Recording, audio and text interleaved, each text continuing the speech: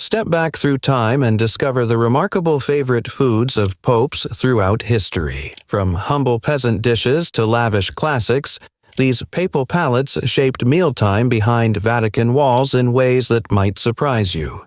Pope Francis. Empanadas and memories of Argentina. Known for his humility and straightforward approach to life, Pope Francis never lost his love for the flavors of his Argentine homeland. Throughout his papacy, the aroma of empanadas, those flaky pastry pockets filled with seasoned beef, onions, and olives, brought him back to the streets of Buenos Aires where he grew up. As a young man in Argentina, he'd often stop at local bakeries for these handheld treasures.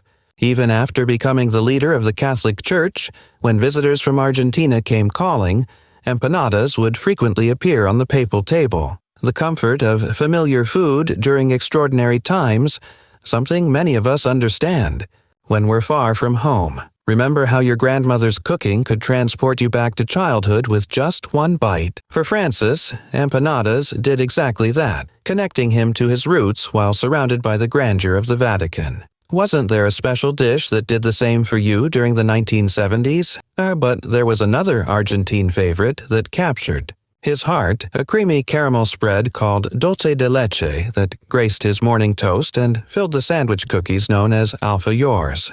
Just wait until you hear about his Italian favorites that reflect his family heritage. Pope Benedict XVI, Bavarian, comforts in Rome. Born Joseph Ratzinger in Bavaria, Pope Benedict XV brought his German palate right into the heart of Rome. His favorite? The hearty, satisfying taste of traditional Bavarian sausages, often enjoyed with soft pretzels and a small glass of Weissbier, a light wheat beer made by monks. Those who knew him well noted how his eyes would light up at the sight of these simple but deeply comforting foods from his homeland. For many Americans who visited Germany during military service in the 1950s and 60s, these same flavors became nostalgic touchstones of their time abroad. Did you or someone in your family discover the joy of authentic German pretzels during those years? Vatican chefs made sure to keep these Bavarian classics in regular rotation, knowing how the familiar tastes provided comfort during the Pope's demanding schedule. When diplomatic duties weighed heavily, a plate of Weisswurst with sweet mustard reminded him of snowy Bavarian winters and simpler days. His brother once remarked that Benedict was happiest with a pretzel in one hand and a theological book in the other, the perfect blend of earthly and intellectual nourishment. And speaking of nourishing traditions, wait until you hear about the next Pope's surprising favorite dish. Pope Pius VII.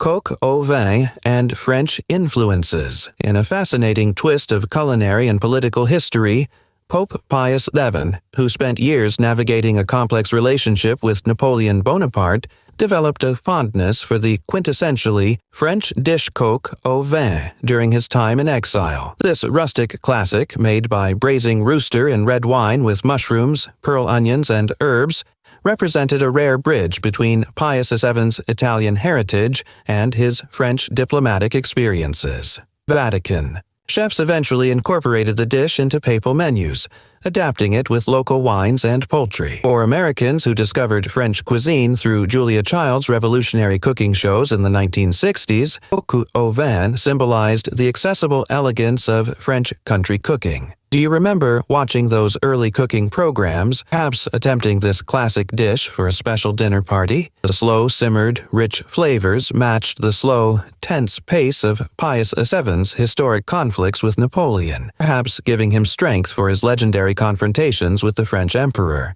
In every bite was a taste of survival, compromise, and unexpected appreciation, a reminder that even adversarial relationships can sometimes yield surprising cultural exchanges. But for our next pope, the culinary preferences return decidedly to Italian waters. Pope Clement XIV, grilled eel with herbs and Roman traditions. Though his papacy was brief and politically fraught, Pope Clement XIV maintained a strong preference for a distinctly Roman dish.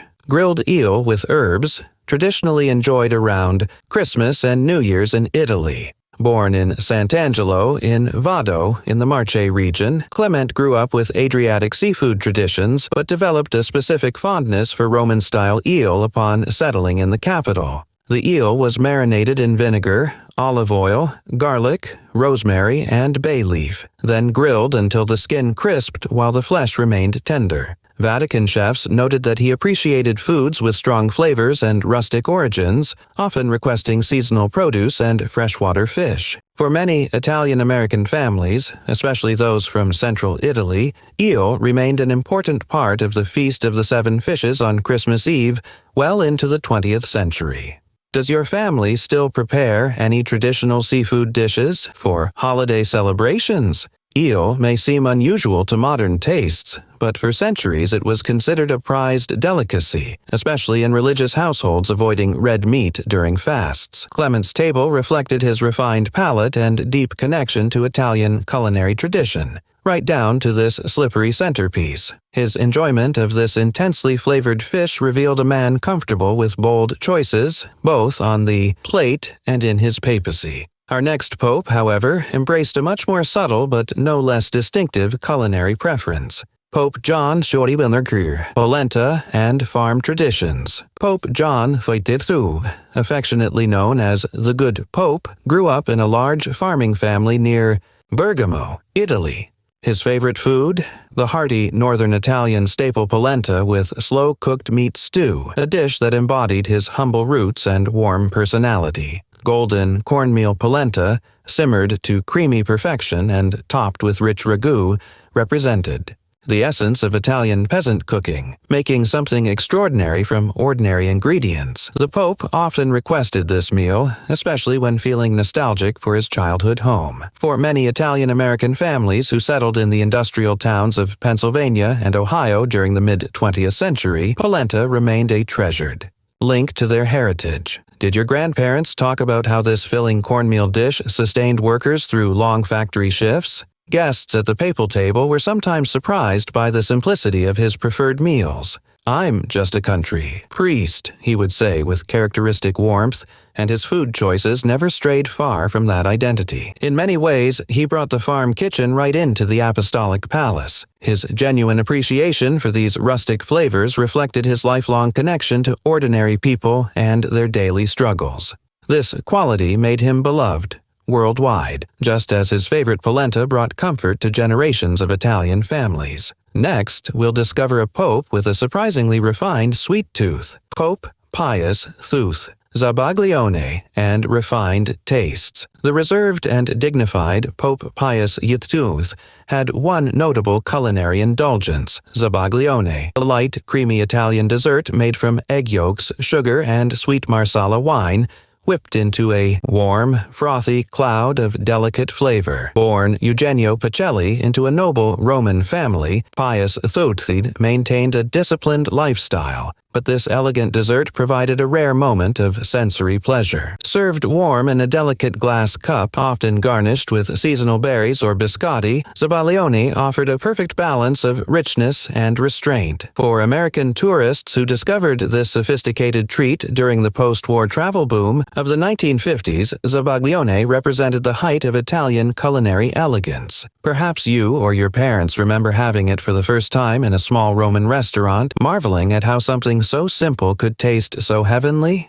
Vatican chefs noted that the Pope particularly enjoyed this dessert as an end-of-week treat or on special occasions, a gentle reward after maintaining his famously regimented schedule. Even in this small indulgence, his preference for refinement rather than excess was evident. The airy, golden dessert, like a custard transformed into something ethereal, revealed a hint of softness behind his formal public persona. But our next Pope's favorite dish takes us to a completely different region of Italy with flavors bold enough to match his dynamic personality. Pope Benedict XV, pasta al pomodoro, and wartime simplicity. Leading the Church through the dark days of World War I, Pope Benedict XV found comfort in the most fundamental Italian dish, pasta al pomodoro, the timeless combination of pasta with fresh tomato sauce, garlic, olive oil, and basil. In an era of hardship, rationing, and loss, this humble dish embodied both survival and serenity. Born Giacomo della Chiesa to a noble Genoese family, Benedict XV embraced simplicity in both his leadership style and his dining preferences. Vatican records note that he preferred unfussy, traditional meals, often refusing elaborate preparations even on feast days. Pasta al pomodoro, with its bright flavors and accessibility, represented the essence of Italian cuisine at its most democratic. For American families during the difficult Depression years of the 1930s, pasta with tomato sauce became a similar culinary touchstone, affordable, satisfying, and bringing the family together. Was this a staple in your parents' or grandparents' repertoire during lean times? His choice reminds us that in periods of global crisis, even the smallest comforts, a warm bowl of perfectly cooked pasta in vibrant sauce, can carry profound meaning. But our next Pope's favorite takes us back to rural Italy with a completely different flavor profile. Pope Pius X, polenta with roasted game and rural traditions. Pope Pius X, born Giuseppe Sarto to a poor family in the Veneto region of Italy, never abandoned his taste for the rustic cuisine of his childhood, especially polenta served with roasted game birds, seasoned with rosemary and garlic. This hearty country meal reflected his humble origins. He was the son of a village postal worker who once walked to school barefoot. Even after ascending to the highest office in the church, he requested this modest pairing that reminded him of his youth. Vatican chefs would source fresh game from nearby estates, preparing it in the traditional Venetian style to accompany the golden cornmeal polenta. For many rural American families who hunted through the early 20th century, similar meals made from freshly harvested game with regional accompaniments created cherished food memories. Did your family have special recipes for preparing wild birds or venison during hunting season? Pius X's meals were never about extravagance or display. They were about substance, tradition, and gratitude for the basics. Each bite of this rustic feast spoke of resilience and the flavors of home, connecting him to his roots despite the grandeur of his position. In a world increasingly focused on refinement and novelty, his preference for authenticity stood as a testament to the enduring value of tradition. Our next pope shared this appreciation for simplicity, but with a delicate approach to nourishment. Pope Leo XIII, stracciatella soup and healthful living. Pope Leo XIII, who remarkably led the church into his 90s during the late 19th century, maintained his stamina with a favorite meal perfectly suited to his slender frame and disciplined lifestyle: stracciatella, the delicate Roman egg drop soup. This light but nourishing dish,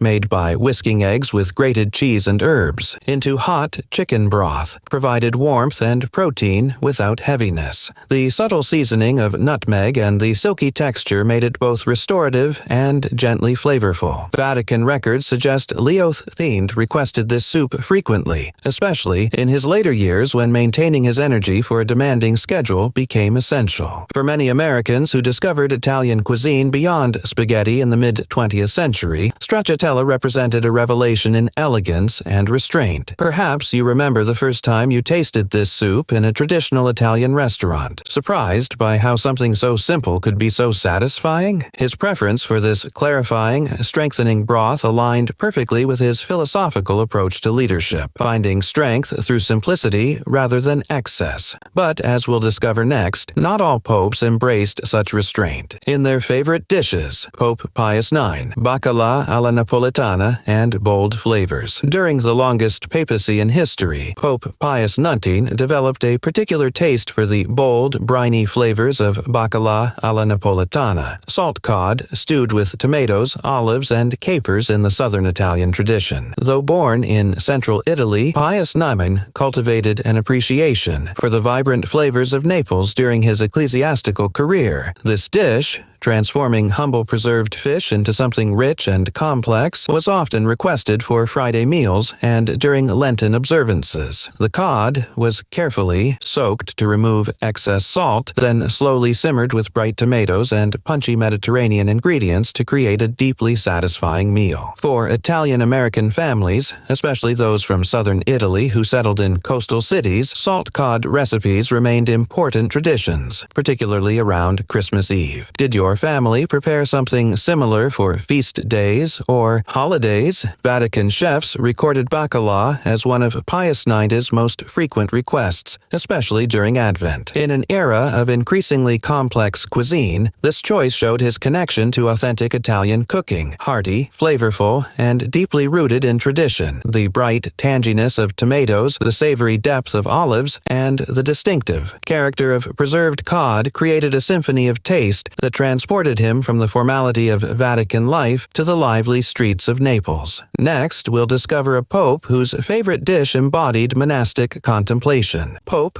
Gregory XVI, chestnut soup and monastic simplicity. The scholarly and contemplative Pope Gregory XVI embraced a favorite food that reflected both his monastic background and his northern Italian upbringing. Chestnut soup, a creamy, earthy dish common in the mountainous regions of Italy. Born Bartolomeo Alberto Capillari in Belluno near the Dolomite Mountains, he grew up where chestnuts were a winter staple, sometimes called the bread of the poor because of their importance in mountain communities. Gregory X favored a version slowly cooked with onions, garlic, broth, and a drizzle of olive oil, warming, filling, and subtly luxurious without extravagance.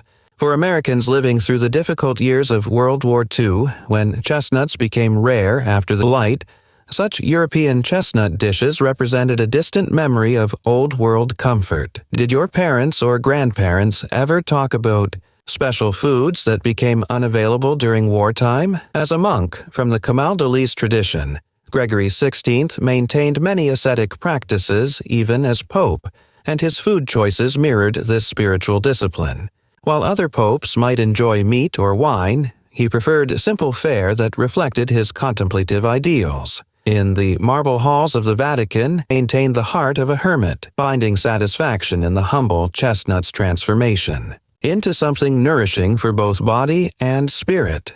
But our next Pope's favorite takes us far from Italy to the countryside of France. Pope Sixtus IV, almond rice pudding and Renaissance luxury. Pope Sixtus IV, the patron of the Sistine Chapel, had a taste for something sweet and subtly exotic. Almond rice pudding made with honey, milk, and crushed nuts, inspired by Moorish and Sicilian traditions. During the Renaissance, sugar and almonds were considered luxury ingredients, and this dish reflected wealth and refinement despite its relatively simple preparation. Born Francesco della Rovere in Liguria, Sixtus IV came from humble roots but became known for his cultural sophistication. Sweet almond rice pudding was both a comfort food and a status symbol. Creamy, perfumed with citrus zest or cinnamon, and sweetened with precious honey. For many Americans who grew up in the 1940s and 50s, rice pudding represented a similar comfort, though usually made with more accessible ingredients. Was this creamy dessert part of your childhood memories, perhaps made by a mother or grandmother? As a special treat, this papal favorite also made appearances at Vatican banquets, served alongside roasted quail or seasonal fruit compotes. Though he ruled during turbulent political times, Sixtus IV believed deeply in the beauty of the arts, and his food choices reflected a similar devotion to delicate craftsmanship. The smooth, sweet pudding, studded with crunchy almonds and fragrant with exotic spices, embodied the Renaissance ideal of bringing together diverse influences to create something harmonious and beautiful. But as we travel even further back in time, we'll discover a pope whose culinary choices were marked by extreme simplicity. Pope Gregory XI, bread dipped in olive oil and early medieval austerity. Saint Gregory the Great, who lived during the fall of the Western Roman Empire in the 6th century, chose to lead with extraordinary humility and discipline. His favorite food reflected this austere approach: simple bread dipped in olive oil. Born into a noble Roman family, Gregory rejected wealth and embraced monastic life, bringing that ascetic spirit into his papacy. During periods of famine and plague, he regularly fasted and donated food to the poor, often eating only the most basic fare himself. The bread was coarse, often made from barley or rye, while the olive oil came from nearby groves, sometimes infused with herbs for special occasions. For many who lived through the rationing of World War II, Similar simple combinations of bread and oil or fat became crucial to survival. Did your parents ever tell stories of making do with the most basic ingredients during times of scarcity? Gregory viewed food as a tool for survival and spiritual clarity, not pleasure or status. His austere palate became legendary and deeply respected. Even as Pope, he modeled a lifestyle that prioritized service over self-indulgence. For Gregory, the holiest meal wasn't served on silver but shared on the same wooden table as the poor. His simple bread and oil represented not deprivation, but liberation from material concerns, a radical choice that would influence monastic traditions for centuries to come. Which papal dish would you try first? The humble lentil soup of Innocent XIII, the elaborate coq au vin of Pius VII, or perhaps Pope Francis's beloved empanadas. Each choice tells a story not just about food, but about values, heritage, and how even the most powerful spiritual leaders remain connected to their cultural roots through the universal language of flavor. From polenta to pastries, cremovka to coq au vin, every dish you've discovered today tells a story of how food connects us to our past, our heritage, and our humanity. If you enjoyed this flavorful journey through papal history, don't forget to like this video and subscribe to our channel for more fascinating glimpses into the lives of historical figures through unexpected lenses. What was your favorite papal dish from our exploration today? Share your thoughts in the comments below.